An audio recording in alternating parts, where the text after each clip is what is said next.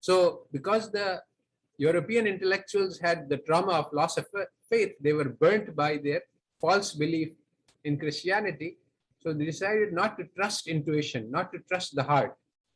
And they said, we will only believe something if it is certain, if it is sure. And so basically the philosophy of science was developed to prove that science is certain. But this led to a contradiction, because actually nothing is certain in this life.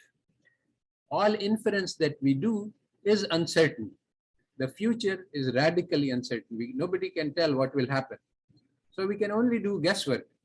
But the philosopher said that we must use knowledge which is sure, which is certain.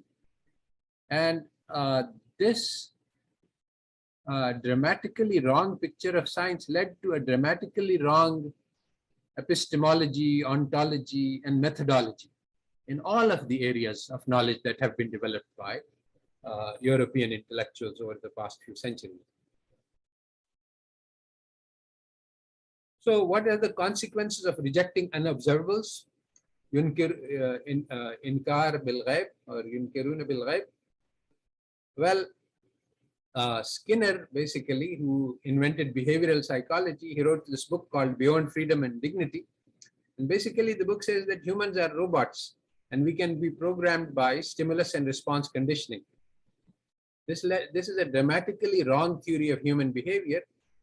And basically, because of its failures, it was rejected and replaced, but only small improvements have been made. In economic theory, we have a dramatically wrong theory of human welfare. What makes human beings happy? Well, it is loving and being loved. It is kindness and compassion. But economists think that human happiness lies in consumption, eating more and more. And that's just ridiculous nonsense, but this is the basis, the foundation of economic theory, that the goal of life for human beings is to eat more. This is such a ridiculous and absurd theory that it can only be proposed by someone whose hearts have become blind. So the fundamental problem facing the European intellectuals, and this is actually something explicitly has been said by Max Weber, that they took a stance of epistemic arrogance. They said that we can start with zero knowledge and we can build up to all knowledge that is necessary on the basis of observations and logic. This is in contradiction with the Quran, which says that we have only been given a little bit of knowledge. Imam al-Ghazali set out to do this method, that start from zero and try to build to certain knowledge. And he came to the conclusion that you cannot do this. If you doubt everything, you can never arrive at certainty. So the only way out of this difficulty is if Allah Ta'ala puts the nur of His guidance in your heart. So there are three types of logic. There is deductive reasoning, which is the central type used in the West. And it says that if you have A, then you can argue, you can arrive at deduction B. But from deductive reasoning, you can never produce new knowledge, because when A implies B, then the information in B is already contained in A. Now, there are two types of reasoning which can produce new knowledge: inductive reasoning, abductive reasoning. But in such cases, it is always a guess. Induction is a guess, and abduction leads to a guess, and this is not certain. And from induction and from abduction, you can arrive at the idea that there is a God who created the universe. And the Europeans were very strongly interested in preventing this conclusion. They did not want to be able to deduce the existence of God, because they had seen that Christianity caused so much damage. So they did not accept these types of reasoning in building up their epistemology. And so this idea that only science leads to valid knowledge led to the attempt to apply science to all domains of human knowledge. But this is also another absurd idea, because human beings don't obey mathematical laws, and we are not like particles that you can predict our behavior.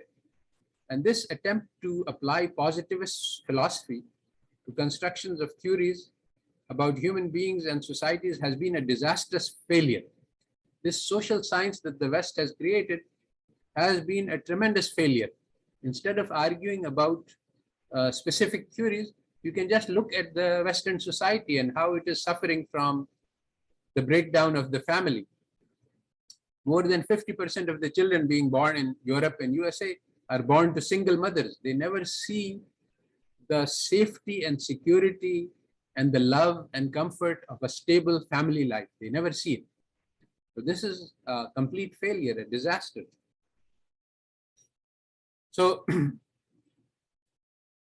there are two questions here. The social science is deeply flawed. It is so easy to see the problems in social science that any child can see it. Once you explain that social science is really study of human society and there cannot be universal laws about it, it is different societies are different and they follow different laws. This is obvious and it can be easily proven. So then second question arises. Why can't Europeans understand that this is absurd? Why do they keep following methods which are completely crazy? There are some basically it has to do with the Orientalism, which led to a European attitude of superiority. They said that yes, our lessons, our social science applies only to Europe, but the Europe is the most advanced society and all societies will become like Europe. So we can apply it to all societies. So this is very stupid, but this is the theory which is currently being followed.